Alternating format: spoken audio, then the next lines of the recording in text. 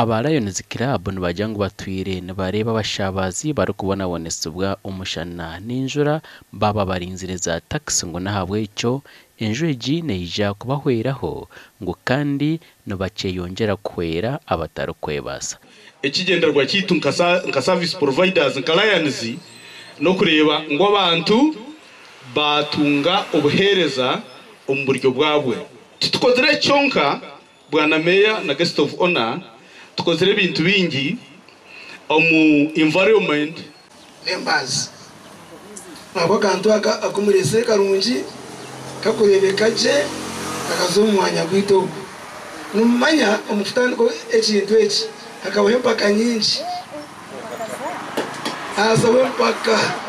abebembezi ba district basimere omurimo gukozerwa ba Lions bito bashaba batahi babo kureka kurwanisa intunguka bari kugitekamo ebyo butegeki niyenda kubamanyisa ngo mbetongore bindarebere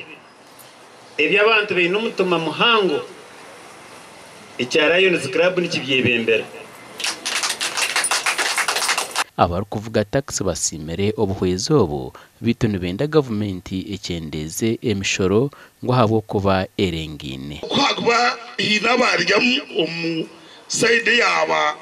kubero ba Lions na ba drivers na ba conductor ababiri baterwa musana munonga